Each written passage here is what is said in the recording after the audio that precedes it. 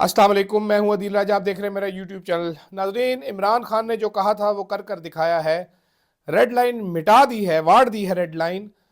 साथ ही साथ तहरीक इंसाफ के जो लीडरान हैं बहुत सारे बहुत खुश हैं, मुस्कुरा रहे हैं और उनको अपनी कामयाबी का पूरा यकीन हो चुका है। हुकूमती वसवसे बढ़ते जा रहे हैं, कुछ बेजा भी नहीं है, इस पर बात करूंगा। साथ ही साथ बात करूंगा 19 लोगों को आज फौजी कैद से रिहा कर दिया गया। उन्होंने मर्सी पिटिशंस फाइल की थी, वहाँ से उनकी वो मंजूर हो गई मर्सी पिटिशंस, उनको रिहा कर दिया गया है। उस पर बात करूंगा, लेकिन सबसे पहले मुज़ाकराती कमेटी।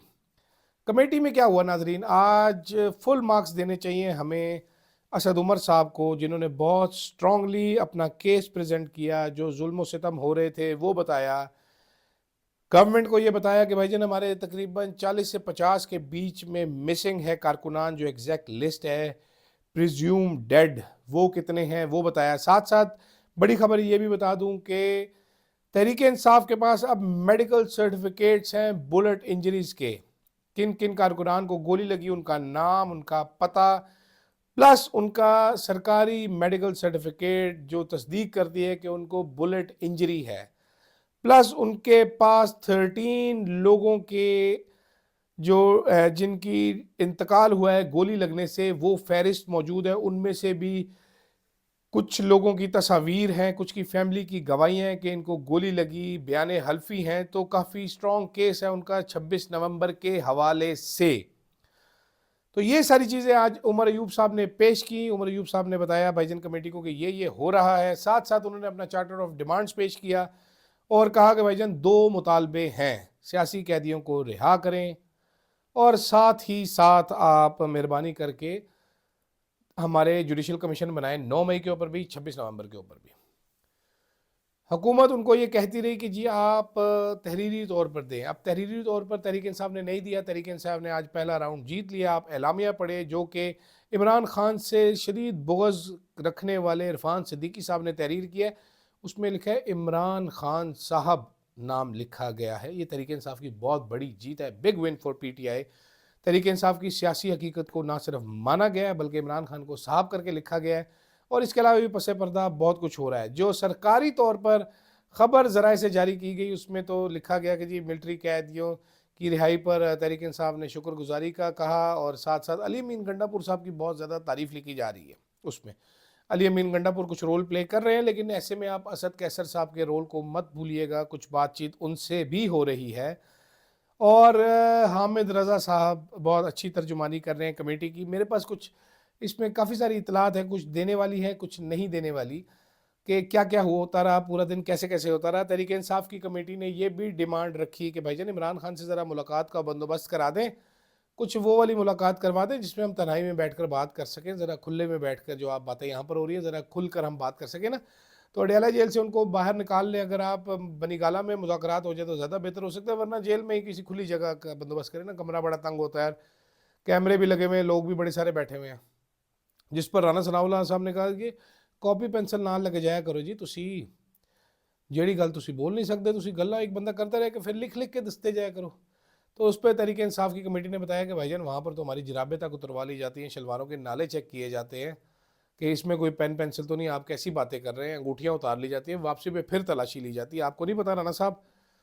तो ये बात पहुँचाई गई है। अब एक तवील मुलाकात होगी इमरान खान के साथ तहरीक इंसाफ की इस मुज़ाकराती कमेटी की, और उसमें ये तहरीरी मारूज़ात जो हैं, गुजारिशात जो हैं, उनका कुछ बंदोबस्त किया जाएगा। देखना यह है कि उसमें इमरान खान का नाम आता है कि नहीं आता। That will be the tricky part, that is what the government is hoping for, कि किसी ना किसी तरीके से इमरान खान का नाम लिख दें ताकि हम कागज़ लहराएं कि भाईजान ये NRO मांग रही है इमरान खान हमसे रो रो कर। मेरा नहीं ख्याल क्या आएगा इमरान खान ने क्या पैगाम दिया। नाजरीन, इमरान खान जब अटक जेल में थे तो उनको कहा गया कि भाईजान आप 3 साल के लिए बाहर चले जाएं, पहली डील वहाँ पर ऑफर की। उसने कहा नहीं। 24 नवंबर को डील ऑफर की गई भाईजान, क्या आपको हम बनीगाला शिफ्ट करते हैं? इमरान खान ने कहा नहीं। अब मैं ये कंफर्म करने की पोजीशन में हूँ कि बिल्कुल 24 नवंबर को डील की पेशकश की गई कि भाईजान आपको हम बनीगाला शिफ्ट करते हैं, एहतजाज को रोकें और बनीगाला आपको शिफ्ट करते हैं। उसने कहा भाईजान मैं बनीगाला शिफ्ट नहीं होऊंगा। अब जो पिछले हफ्ते जो डील पेश की गई इमरान खान को दोबारा एक बार फिर کہ آپ کو ہاؤس اریسٹ میں فی الحال بنی گالہ شفٹ کر دیتے ہیں، جیسے جیسے کیسز ختم ہوں گے you will be a free main.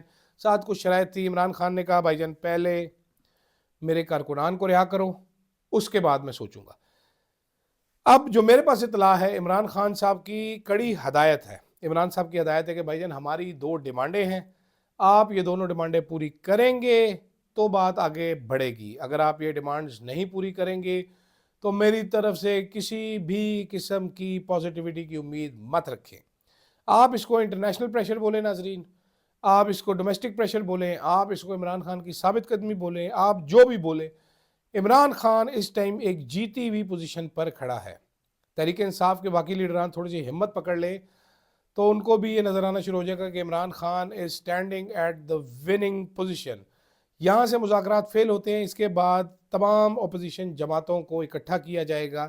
Second planning میں آپ کو بتا دیتا ہوں، تھوڑا سا ذکر کر دیتا ہوں. تمام اپوزیشن جماعتیں اکٹھی کی جائیں گی اور 8 فروری کو ایک ملک گیر احتجاج کی کال دی جائے گی، اور یہ احتجاج 26 نومبر جیسی کال یا اس سے بڑی کال ہوگی.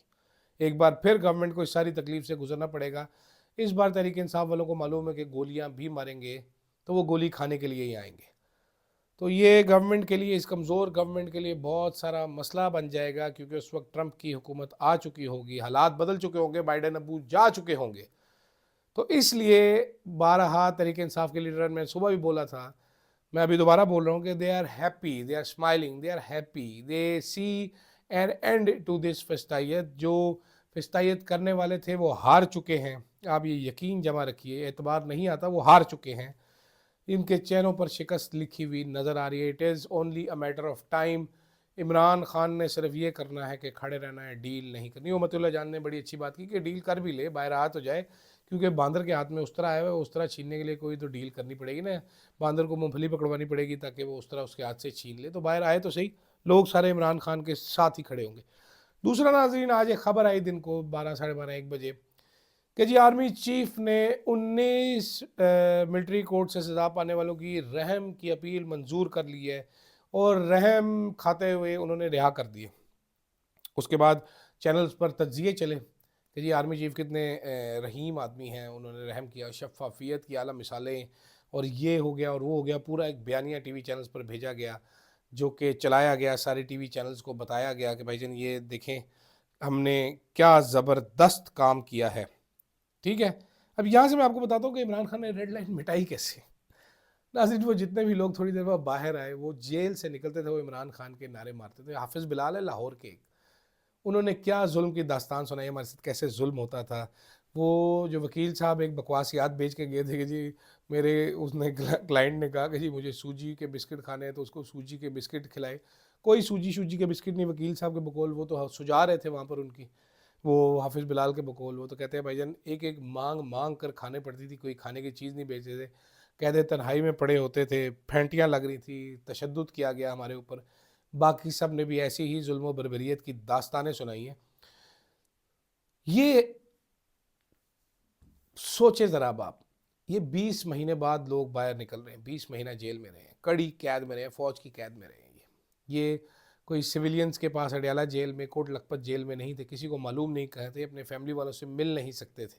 پھر ان کو سزائیں سنائی گی بیچاروں کو. حافظ بلال نے کہا میں وہاں پر کیا توڑ پھوڑ کرتا، میں ڈانس کر رہا تھا وہاں پر. ڈانس کرنے کی 2 سال سزا ہوتی ہے. آپ اسی لیے کہتے ہیں نا کہ ڈنڈے کے زور پر کسی کا نظریہ نہیں تبدیل کروایا جا سکتا. ڈنڈے کے زور پر آپ نے کیا کچھ ظلم نہیں کیے لوگوں کے اوپر، آپ نظریے نہیں چینج کروا سکے. اس لیے کہتے ہیں نا ڈنڈا ہار جاتا ہے اینڈ میں. آپ نے میں اپنی مثال دے دوں، مجھے نوکری سے نکلوایا گیا ایئر وائز سے. سلمان اقبال کو ڈائریکٹلی ایک میٹنگ میں کہا گیا کہ دل راجہ کو نکالو، میں نام بھی بتاؤں گا کس نے کہا. تو میرا نظریہ چینج ہو گیا اس سے کسی بھی قسم کا، یا میں جو پولیٹیکل میری سوچ ہے وہ چینج ہو جائے گی، یا میں جو بولنا چاہتا ہوں وہ میں نہیں بولوں گا. میں نون لیگ کی تعریفیں کروں گا، میں مریم نواز کی تعریفیں کروں گا.